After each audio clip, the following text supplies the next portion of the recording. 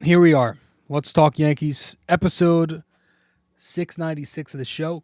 Welcome to the podcast. This is an audio only episode. So, for those of you who aren't listening on Apple Podcasts, but usually maybe you watch it on YouTube or watch the video version on Spotify, this is audio only, but it will be on those platforms, just audio only. The Yanks lose another series, and we're going to discuss it here in episode 696. Let's go. Welcome to the podcast.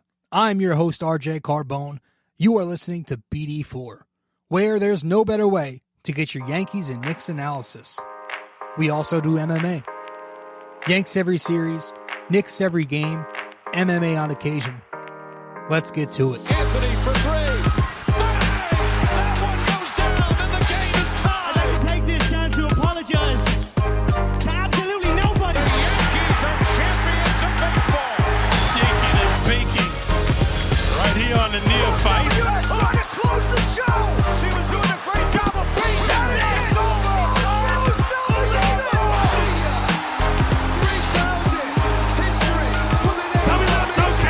Don't you regret not coming to the net? Don't you regret not coming to the net?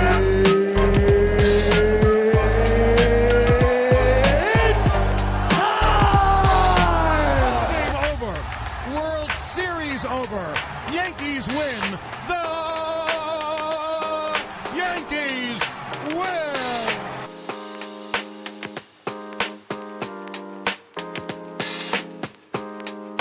Well, they certainly didn't win this time, and they certainly haven't won in a while.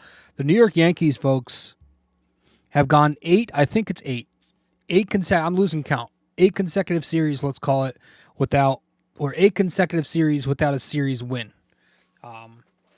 That's crazy. So they've gone an entire month, right? June 12th, I think, was the last time they won 2 games in a row. That was the Kansas City Royals series. And let's call it how it is. The Royals aren't a good team.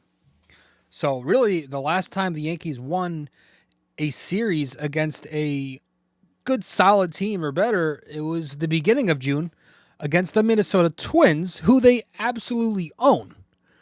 So, I mean, it's been a while. It's gotten to a ridiculous point. It's gotten to a point where last episode, after the Boston series, I said this team just might not be a good team, and it looks like it's more than just a slump, and that they need to do they need to make quick upgrades to turn this around. And I just don't think they can do enough, honestly, to do so. But we'll see. So we have one more series left before the All-Star break, but we are going to discuss in this episode 696, the Tampa Bay Rays series, which took place at the Trop.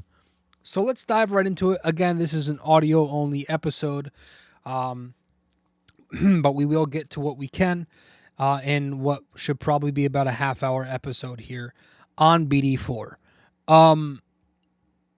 Game 1 of this series, on Tuesday, the Yankees took the 5-3 loss at the Trop. The lefty Carlos Rodon going up against the right-hander. I don't know how to pronounce this kid's name. Pepiot.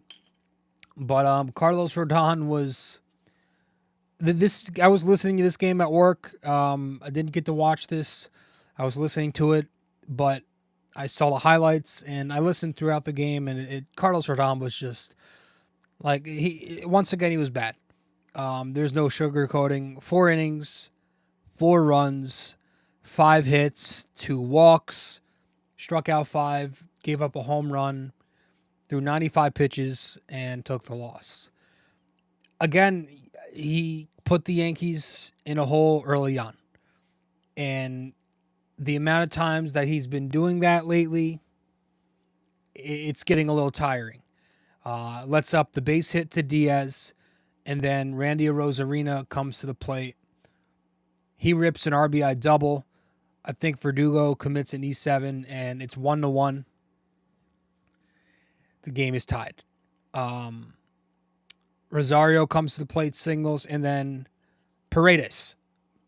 Isaac Paredes comes to the plate, and Rodon leaves him a fastball in the zone, shocker, and it leaves the ballpark. A 3-run home run makes it 4-1 Tampa Bay in the first inning.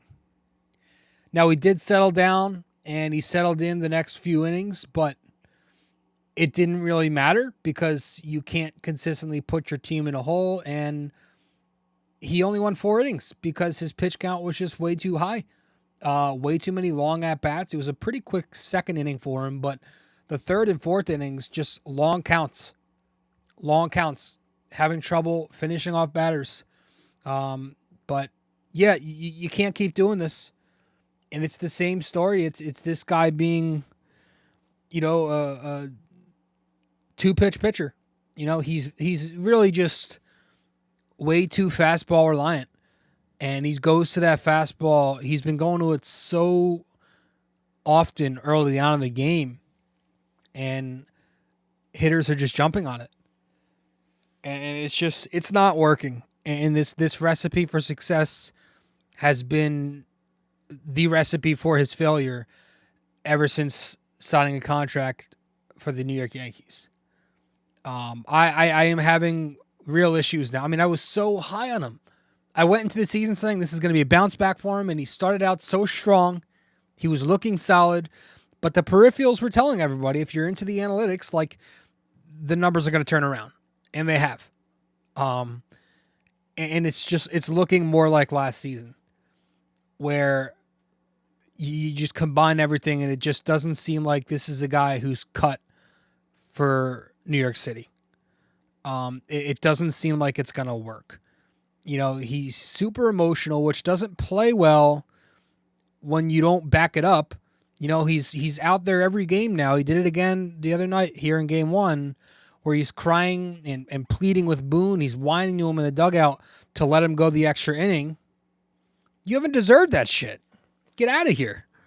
Like, it's one thing if you're putting up numbers and you're producing a little bit, right? We like when Stroman does it because Stroman's been solid. But Rodon has come here, and he's on this giant contract. That's another thing. That plays a part. And it just looks bad. And this contract is looking very bad. It's headed towards, like, one of Cashman's worst free agent signings. It's headed towards Ellsbury territory. Like, it's really, really bad. And he's only going to get older. And he's not, like, the swing and miss stuff is not there anymore. He's just not generating swing and misses. And, last year you had the excuses which people, we gave the benefit of the doubt, the injuries, spring training, but you can't keep doing that now. He had a full camp. He started off the season well, and he's collapsed, and he's reverted back into what a lot of Yankees fans entering the season thought he was. And it just doesn't seem like it's going to work. I have no trust in this guy. I'm not sure there's anything he can do at this point to earn back my trust, because I'm kind of out on him now. Maybe I'm jumping the gun, but, like, it just doesn't seem promising. I've not seen enough, and it's getting late. It's getting late early. So he lets up 4 runs in 4 innings. The bullpen comes in, and, 4 innings combined from them, 1 run, 6 strikeouts. But bottom of the 8th inning, the Yankees are down 1. Tonkin leaves the game with a couple inherited runners on base. Canely comes in, and I don't trust Tommy Canely, and he lets up the RBI base hit to DeLuca. Tonkin's inherited runner scores, and it's 5-3 Tampa. And that was really it. The Yankee bats couldn't do enough. 3 runs, 7 hits, 4 walks, struck out 10 times. They were 1 for 5 in scoring position. They scored 1 run on the Tampa Bay starter, who went 5 2/3. And against the Tampa bullpen, they scored 2 runs and 3 1/3, but too late. Top of the first, Soto draws a walk. Labor with the RBI base hit. That made it 1-0. Top of the 7th, you had the Ben Rice 2-run home run versus Poche. But that was it. That was your only offense. Gleyber Torres returned in this game from the injury. DJ LeMahieu went 2 for 4, and that's it. And that was game 1. Game 2, the Yankees got their rare win, and you talk about a win that just can't feel any worse. Like, this was just a lackluster win. It was a win, though, and they won 2-1. Trent Grisham was their only source of offense. He had 2 RBIs. He had a sac fly in the second and a double in the fourth. Maybe I'm getting him switched, but 2 RBIs for him, and that was it. 2-0 Yankees after 4 innings. Stroman, we'll talk about him in a second, in a few minutes. The bullpen, 4 2/3, no runs, 6 strikeouts. It was Rich Hill, Tim Hill, Luke Weaver, Tommy Kahnle, Clay Holmes, who tried his best to blow it. And the Yanks win 2-1. That was your win. There's nothing to take away from this game. Again, we'll talk about Stroman later when we wrap up this series recap. We'll talk about his outing. But that was game 2. And then game 3, last night the Yankees lose 5-4. Nestor Cortez going up against Baz, lefty versus righty. And the Yankee bats, not enough. Austin Wells and Juan Soto with a pair of solo home runs to tie the game after Cortez puts them in a hole early on. And then Ben Rice giving you some offense later on. He had a sac fly in the 5th, and then obviously that RBI in the 9th. But there were some rough decisions and at-bats later in the game, really all throughout the game. But like you have the decision by Aaron Boone to pinch hit Austin Wells for Jose Trevino. Just freaking maddening. Again, going with the lefty on righty matchup instead of just riding with the hot hand. Austin Wells had a couple of hits in this game. He's been swinging the bat well for about a month now. His numbers on the season, I think, are actually at a point where they might be better than Trevino's now. Trevino's been really bad for a while now. Why the hell are you making that pinch hit? Jose Trevino is not a good enough hitter to play the matchup game with. That's not a guy you do that with. It's Jose Trevino. It's a catcher. It's a light-hitting catcher. Stick to your young gun there, man. Austin Wells has hit. Let him hit. It's as simple as that. But we're playing the lefty-righty matchup, and Aaron Boone gets bit bad for it. And then you have Gleyber Torres against Fairbanks in the 9th inning there with one of the worst at-bats. You know what? I shouldn't even say that because this is a casual Gleyber Torres at-bat. Fairbanks is out of the zone right off the bat. You got two base runners on base, I think it was. You have a 2-0 count. Gleyber Torres does. He's ahead 2-0. And then he swings at a junk fastball in the dirt. Now it's 2-1. Then he gets ahead in the count 3-1, but then he chases a fastball high. It's 3-2, and then right after that he pops it up, ends the game. Horrid. Just horrid, this guy is. And it's a shame. It's such a shame that he still have to go. He has to be the guy that fucking trots out there at second base every day. I'm so tired of watching him. But because this roster has been built so crappy, it's kind of all we have right now. And that was just another opportunity there with a runner in scoring position where the Yankees couldn't cash through. They went 1 for 9 with runners in scoring position, leaving 10 men on base overall. Top of the first, it started right away there. That was kind of the end of the game right there, to be honest. The Yankees have second and third, no outs because Soto and Verdugo reach. But then Judge comes up. He flies out. We'll talk about him in a second. Rice strikes out. Gleyber strikes out. 2 terrible at-bats there. Really 3. Top of the 4th inning, Austin Wells singles. He's stranded. Top of the 8th inning. First and second, 1 out, and they get nothing. So continuing to just do 0 when it matters. Nestor Cortez puts the team in a hole early. 2-run home run to a Rosarina early on. Then he implodes in the 3rd inning. He fails to get the shutdown inning for the Yankees. That makes it 5-2 Tampa. And yeah, it was not a good start for him. His road splits continue to be awful. This is a guy who's just not comfortable on the road, and he's comfortable at home only. Hard to trust that when you're talking about building a playoff rotation. So I guess you have to pitch him at home. But it's crazy. This is a guy who is labeled your second best starting pitcher right now because the rotation's not been that good. This is your second best starter. That's a problem. Cole doesn't look right. Rodon looks like shit. Clark Schmidt is injured. Luis Hill, I think he's turning it around. I think he'll be okay. And then you got Cortez. But of course, Boone says after the game that Nestor Cortez's stuff was good. Of course he does, right? Because that's who this guy is.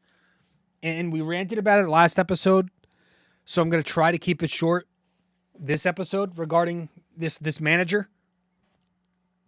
But you sit here, and if you're still wondering why the Yankees' lows are so long and they're so low, that's on the manager. And you sit there, and if you're wondering how these fundamental mistakes keep happening time after time on the bases in the field, that's on the manager. You're sitting there, and if you're wondering how these guys continue to show a lack of hustle at times on the bases, that's on the manager. Because you got a manager who goes up there every single night. And, people say, well, maybe he doesn't say to the press what he says in the locker. I highly doubt that because of the results you're seeing out there.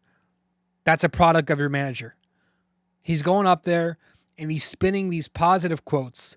He's feeding you these lies. He's making excuses and he's just singing these soft songs, right? He's telling you, we put up some competitive at-bats. Remember the Yankees struck out 17 times last year? And he said something like, we had good swings. A starting pitcher allows 6 runs in 4 innings. He had good stuff. Guys dogging to first base. He's just getting into running mode. He thought it was a foul ball. Yankees pick up 1 hit in a baseball game. It was the shadows or it was the roof was closed. We had good swings. It's right in front of us. They follow their manager's lead, folks. Because you listen to these players talk to the media too. Do they sound the slightest bit concerned to you? Do they sound like they have any kind of urgency? Captain Judge, there's always tomorrow. We'll be all right. Got to keep chugging along. It's always another day. That's the good thing about baseball. Any other player you listen to, it's the same mentality. There's no worry there. And it's okay. Like, there's this weird thing where, like, people are like, whoa, what do you want them to do? Panic? It's okay to sound like that. It's okay to be like, hey, we need to pick our shit up. It's okay to be urgent. Because the opposite of being urgent is being way too comfortable. These guys are way too comfortable. It is alarming how comfortable they sound. There is no urgency. There's got to be a competitive edge to these guys, and I just don't see it. And I think that falls on the manager. So me personally, I would absolutely love if it meant change would actually come. If the Yankees got swept by Baltimore this weekend and Boone was fired before the second half of the season starts, or the post All-Star break segment of the season starts, I would be fine with that. But that's not going to happen. Because we know he's safe for life. This is how they work. This organization is too stubborn. They don't want change. They have this weird 10-year rule for managers. It's not happening. Boone's not getting fired. He might not be the problem, but he's a problem. Doesn't matter, though. He's still here. And he's going to continue to be here. He just got extended after missing the damn playoffs. This guy's safe. He's their puppet. He's their player-friendly puppet who does everything they tell him to. He's a little bitch, and that's why he's here. We'll be right back. Episode 696. Stay with us here. Hey there, thanks for listening in so far. If you enjoy this episode, please give us a 5-star rating and review on Apple Podcasts. And if you're on YouTube, don't forget to like, comment, and subscribe. Thanks so much.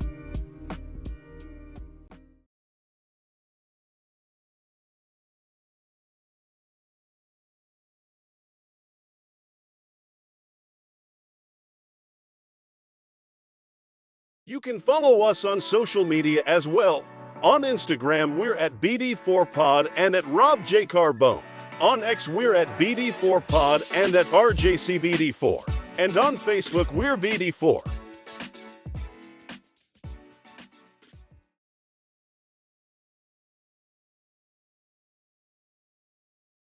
If you're interested in our website, just go to www.bd4blog.com. You can subscribe to our blog on there right on the front page. Just like on the podcast, we cover Yankees, Knicks, and MMA. Also on our website are the links to the different platforms for the podcast. Thanks so much.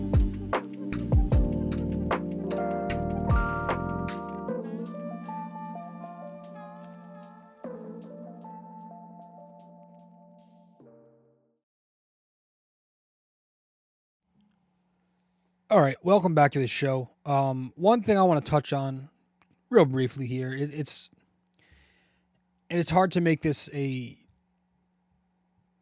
main issue because the guy's been so amazing for this team. But Aaron Judge is slumping a little bit, and because the Yankees lineup is so shallow, it's unfortunately a lot of the times falling on Aaron Judge to come through this consistently, and he's just not coming through in these big moments. And we've seen that shine a little more the last couple of weeks. This is nothing that should shock anybody who's followed this Yankees team under the Aaron Judge era. He's a guy who's going to put up absurd numbers, right? But in high leverage spots, in the postseason, right, which is a whole different conversation, but he disappears in a lot of big moments. And it's, I want to try to understand why it's maybe unfair to have these super high expectations for the guy to come through all the time. But at the same time, there are these obnoxious, loud humans out there who are trying to label this guy as better than Mantle, better than Ruth, better than Jeter. Well, it's all right, well, if you're going to say that, then you want to call him that, he's got to have those types of expectations as being the guy. You can't have it both ways. Either he's that and he gets the expectation of that, or he's not that. And they're tough shit. You're the guy. You want to be that guy? He's the guy who just got a giant contract. It's time for him to start coming through in those moments. In the first inning, in Game 3, that was a big spot. Does not deliver. And then you get the ninth inning at bat. Does not deliver. And he's been doing that pretty consistently the last couple of weeks. Just big spots, he's not getting it done. And again, he's been slumping overall lately. So there's a lot of just at-bats throughout the entire game where he's not really doing much. He hasn't had an RBI in 8 consecutive games. And he's going to be fine. He's not hurt. It's just a slump. But it would be nice for Aaron Judge to start coming through in those bigger moments. Juan Soto's certainly been coming through in big moments. And Juan Soto, I'm tipping my cap to him. He's getting his 11th salute of the season, so I'm tipping my cap to him for the 11th time this year. This is a guy who's been playing hurt ever since that injury with his wrist. I think he'll be all right. He's a tough dude, but he's playing through it because I'm sure he cares about the team, but he also wants his money. He wants to be out there, and the power's not been the same over the last month or so, but he's still getting on base a shit ton, and he did give you two extra base hits last night. I just hope he's going to be healthy for the second half of the season. That's when they need him. If he has to sit the All-Star game, I think he should. I don't think he will, but he was grimacing in, I think, his third at-bat of the game last night. But he gets on base 4 times in last night's game, got on base a whole bunch this series, so he's getting his 11th salute of the season. He's an awesome player. Obviously, I hope he stays here. We'll see what happens. But Juan Soto, I'm tipping my cap to him. On the mound, let's go back to Game 2 and tip our cap to Marcus Stroman, getting his 7th salute of the season. He goes 4 1/3, 1 run, 7 hits, 2 walks, a hit batter, 2 strikeouts, no home runs allowed. So he wasn't great. Certainly wasn't great. Can't call it a great outing when you go 4 1/3. Put a lot of traffic on. Pitch count kind of bit him. Nibbled a lot. That's what he does when he's off. but he was the best of the 3 Yankee starting pitchers this series. But yeah, only 1 run. He managed to get out of a lot of jams because he does do a nice job of mixing up fastballs and staying outside the middle part of the plate, which is why he doesn't give up a ton of home runs, knock on wood. So good for Marcus Stroman, gets his 7th salute of the year. And then let's go to the bullpen. Getting his first salute of the season, I'm going to tip my cap to Jake Cousins. He pitched in 2 games this series, combined for 3 innings, no runs, 8 strikeouts. 1 hit, 1 walk. He looks good. Yes, Network likes him. They have their line where every time he comes into the game, they got to remind you that he's Kirk Cousins' cousin. So, there's that. But yeah, Jay Cousins with a good performance. And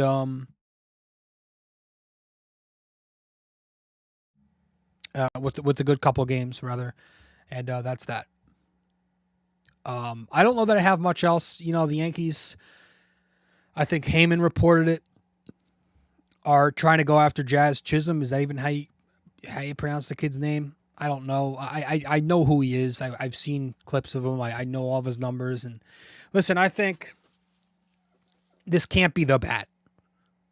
I think, first of all, the Yankees need 2 bats. I don't think 1 bat's going to save them.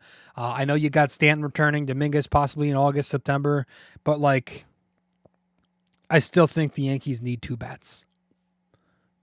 Do I think it's going to happen? No.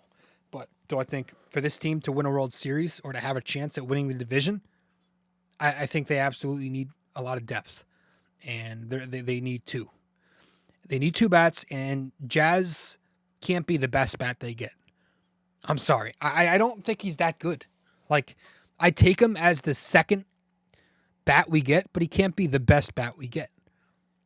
I'm looking at his numbers here, and, is the goal to be better than what we have, or is the goal to move a needle?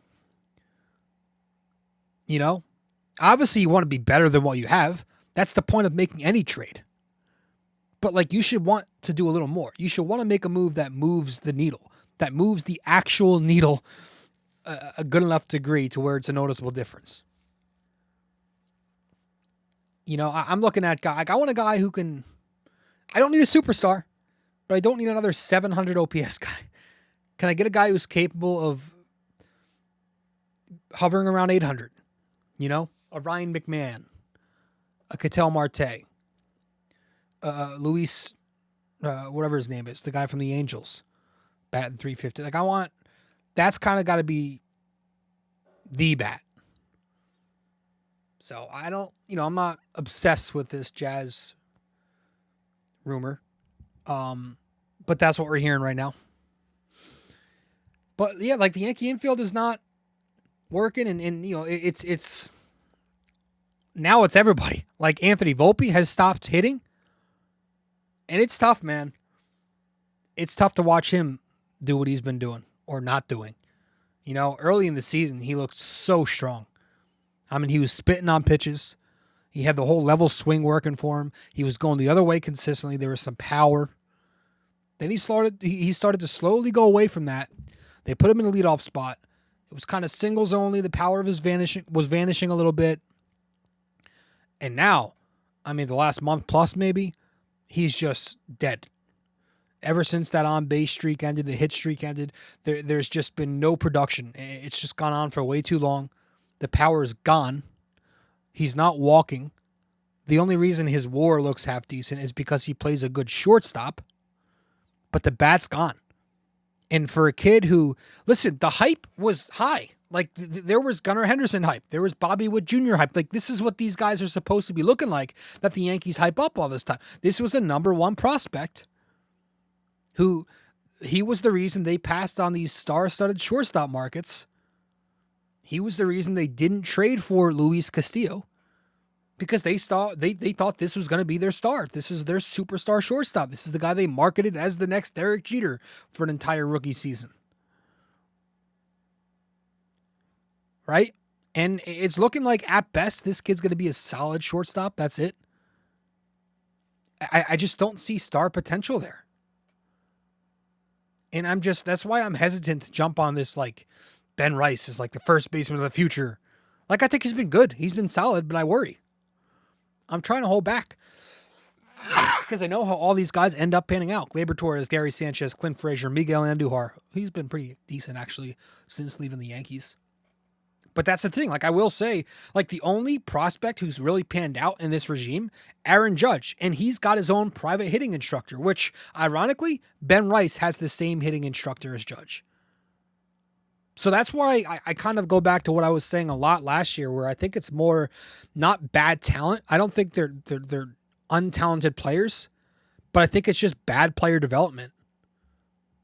You know, I think they teach these guys the wrong things, and they get brought up through the system totally incorrectly. I think their philosophies are flawed, but it's hard for me as a fan to sit here and not know what's going on behind the scenes totally. So I don't know, man. It's tough to watch.